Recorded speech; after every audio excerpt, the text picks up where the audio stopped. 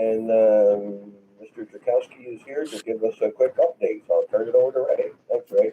Excellent, thank you. Hopefully everybody can see the screen. I've actually have a visual as far as an older map that we've used in the past, and for the next meeting, I'll make a modification so it's a little easier for people to see. But I just wanted to provide a visual for folks as far as the work that's been taking place, so that way I can discuss that and people can understand and get a better idea of the scope of the project as a whole, as well as an understanding of the work that as it's being completed.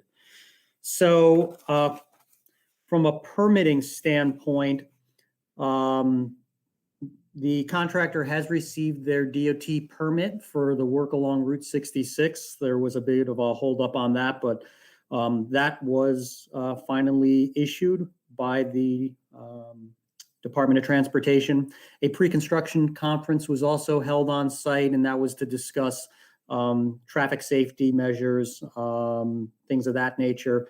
So right now, the contractor anticipates beginning work along Route 66 on May 3rd. So that'll be starting on Monday. At that time, he will be putting in the casing pipe and the crossing underneath Route 66 down towards the entrance of Dutch Village. So if you take a look at the map, you'll see my cursor. There's a pump station that'll be located on the north side of Route 66, just on the south side of the southern access point into Dutch Village. And so there's a crossing that takes place under Route 66, and then the sewer line actually starts heading to the northeast along the southerly side of Route 66 up until it gets to the intersection of 9H and 66. So they'll be starting that crossing there and then starting their leg to the northeast as far as work along Route 66. We've also resubmitted information to the FAA. Again, technically they've reviewed the work to be completed and they were fine during our design process. This really has to do with the safety measures of what safety measures are going to be implemented by the contractor during the time that they'll actually be doing the construction along the taxiway, as well, my apologies, along the taxiway and apron, as well as the southerly area of the airport. So there are actually two segments of construction. Again, if you take a look at the map, actually what I can try to do is, let me see if I can zoom in on it a bit. Whoops.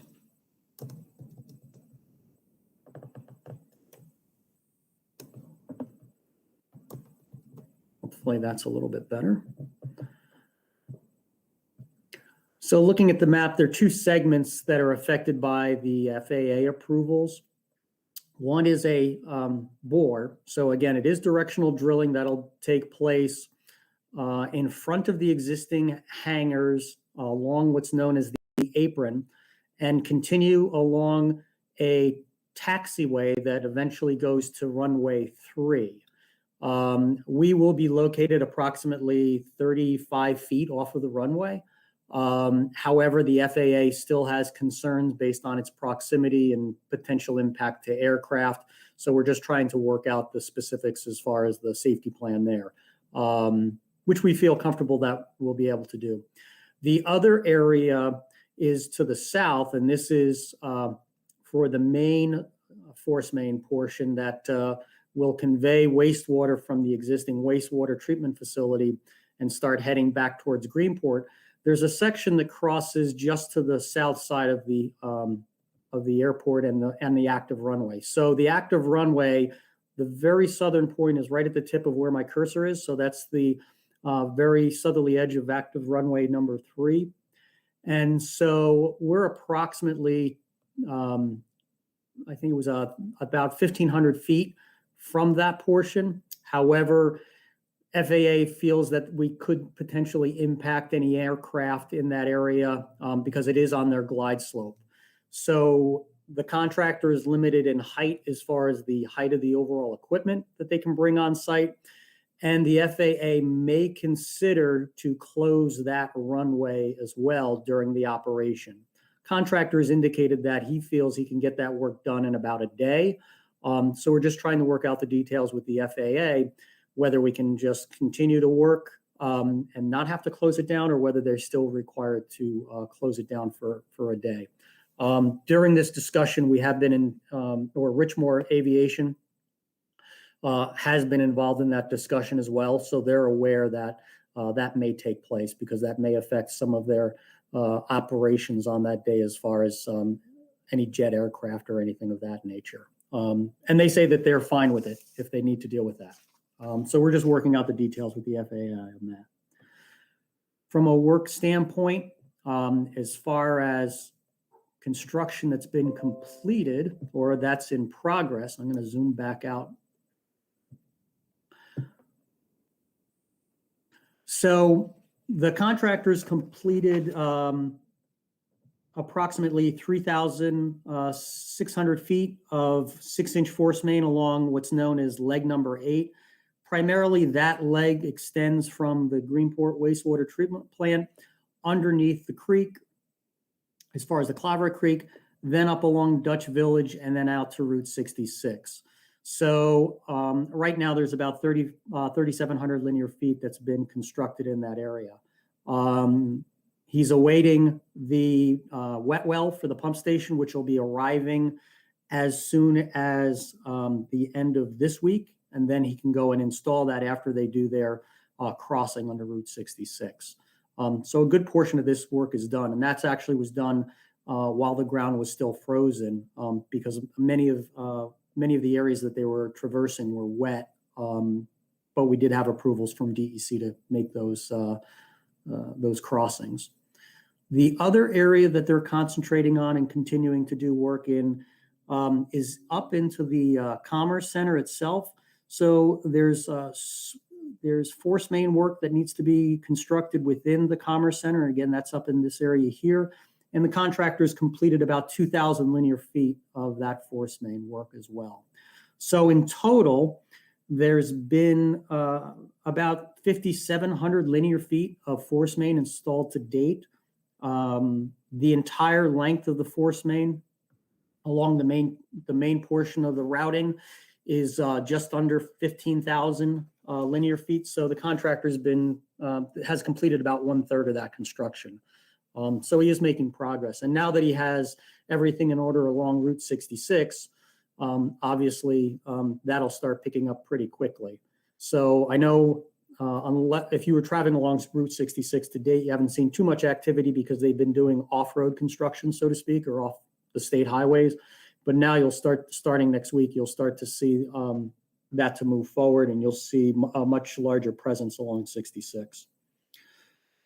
As I mentioned, the wet wells. So the wet wells are the actual structures that the pump stations are built upon. And so those are precast units, and those will be delivered as soon as the end of this week, and then he'll start the installation of those as they progress. We have worked with National Grid as far as the connection points and getting the individual services. So again, for each one of the new pump stations, there's an new electric service that has to be provided. We've worked out the design connections with National Grid.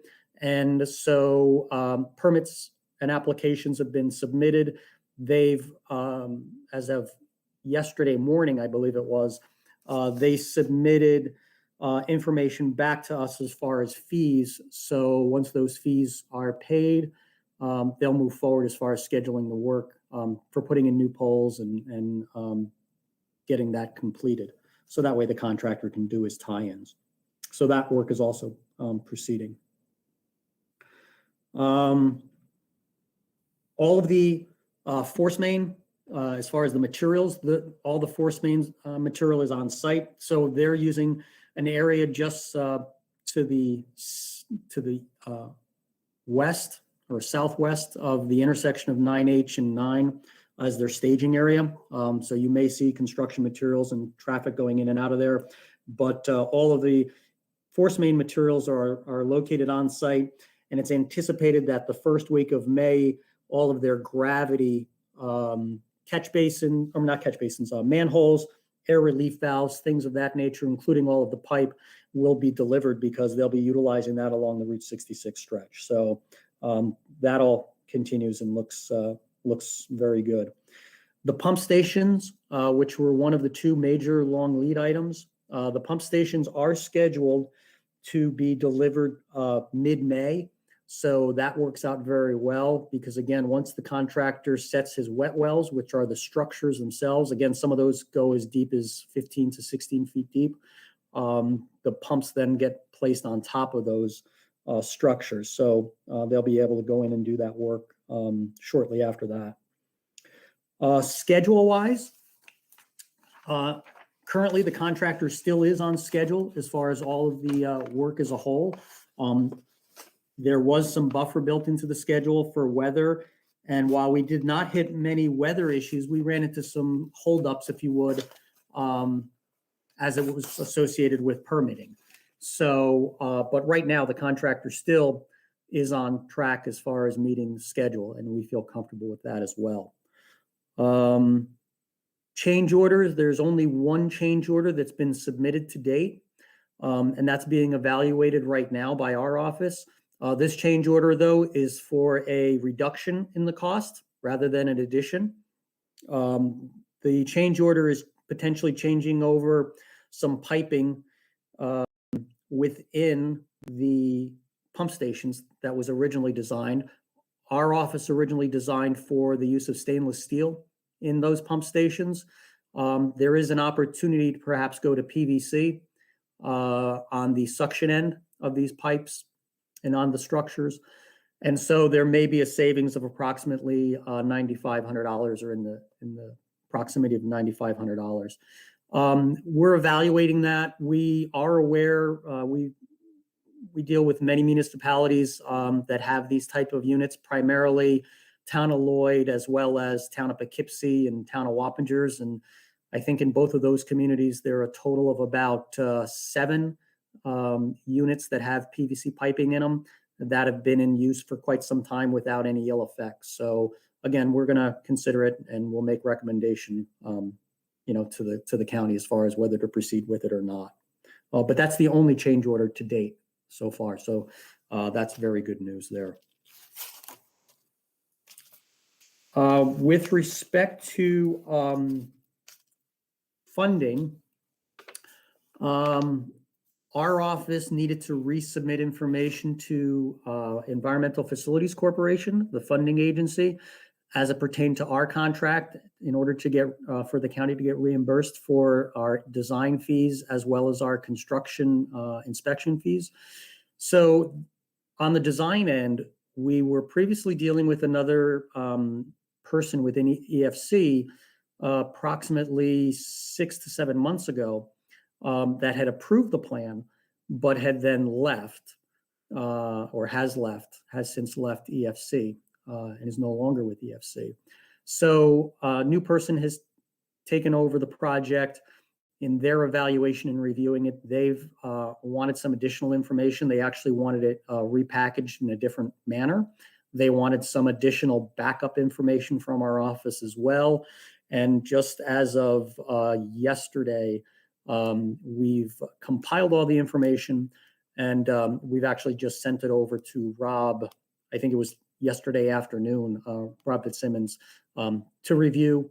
If found acceptable, we hope that Chairman Morrell would be able to sign that, and then that way it can get submitted back up to Environmental Facilities Corporation. And if they approve it, then the county can start the process of getting reimbursed for our design fees, which was pretty substantial, if I remember, Ron. Yeah, it's over 800,000. What's Matt got to sign again?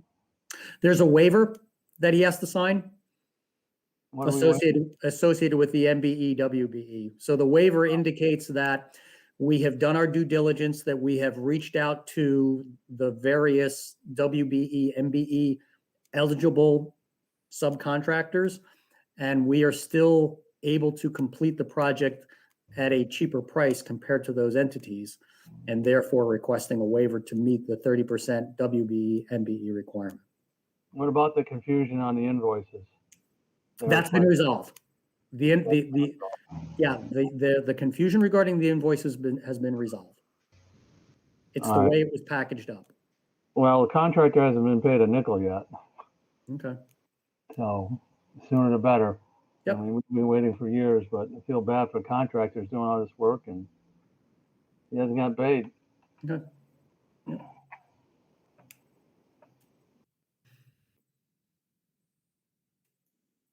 But you said another invoice is coming at the end of the month? Or end of the Correct. week? And it should be the end of the week for this past month. Well, as soon as we get it, I'll submit it. Matt doesn't got to sign nothing for that. It's just submitting it. Correct. That's all you need to do is submit it. Correct. And any other additional bills from you guys to us, I'll put Yep. in there. Okay. Okay. Any other questions from any of the supervisors? Ray, that waiver was previously approved, was it not, by EFC? Yes, it was. Yeah, yes, it was. And so we don't anticipate there to be an issue with it, but again, it has to go through the process as everything. Okay, thank you. Hey, Ray, Yes. how long do they figure it's going to take to the end of the year, they figure, or sometime in the fall? We have it heading into December as far as the overall work, and then there's decommissioning of the old sewer system. But we believe that we'll be able to have this energized and active before the end of the year. Okay. And the contractor's still on track for that. All right. Sounds good. Ray, just a quick question for my own information. If and when, we usually have ice storms here in the county, and suppose we're without power for a week in regard to those pump stations, what is the backup plan for that? Sure. Each pump station is provided with a backup generator. Oh, okay. That's LP gas driven. So again, and that's a requirement through the Environmental Facilities Corp for any, new construction as well as DEC and 10 state standards. So that's actually something that we may, the county may want to consider. I know that the old pump stations, as part of the original construction, there's one at the end of Grandinetti Drive, as a matter of fact. There's an existing pump station there that currently does not and has not had a generator there.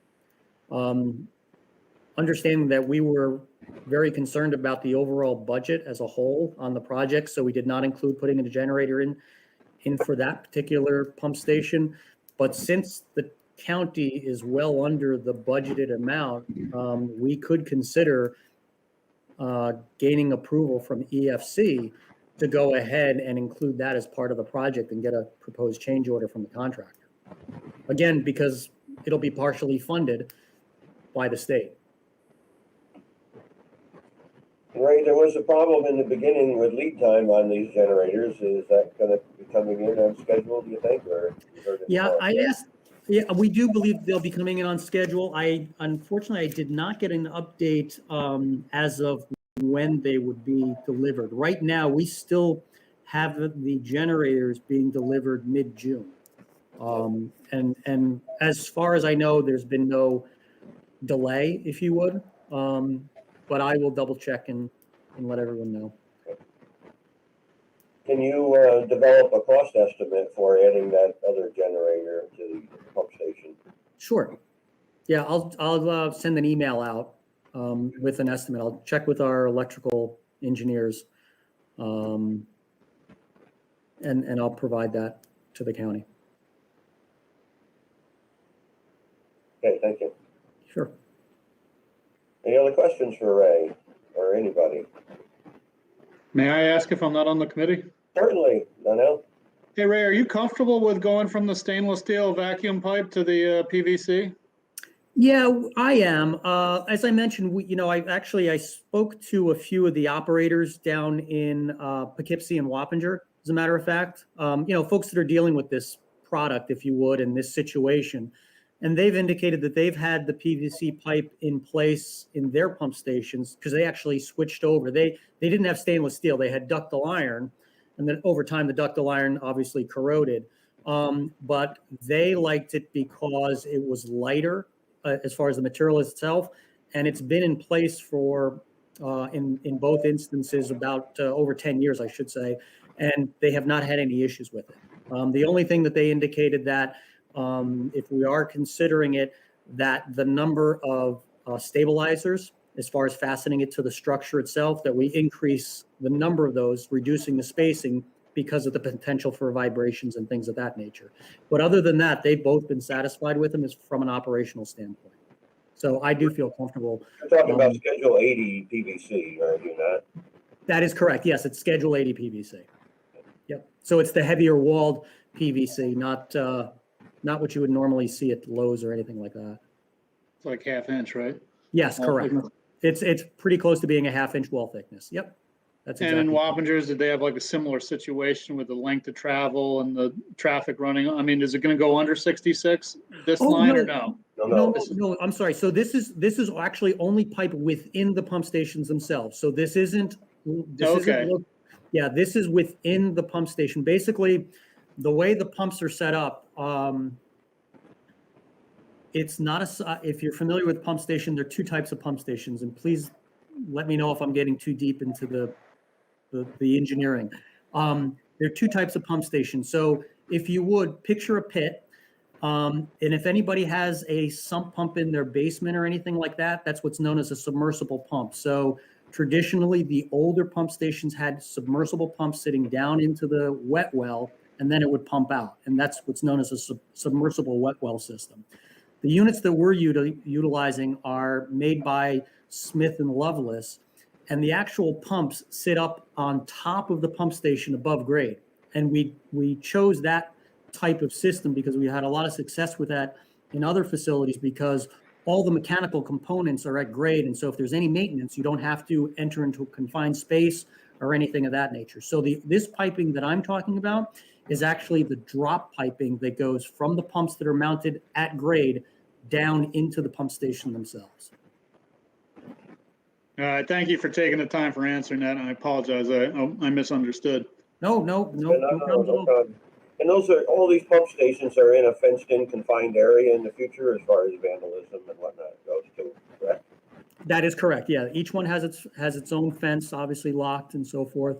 But as we know, fences only keep out the honest folks. But yeah, it is fenced in as far as that goes. The covers, they do have a fiberglass cover over the pump mechanism as well that can be locked. So again, that just adds some additional safety and security as well. Thank you. Sure.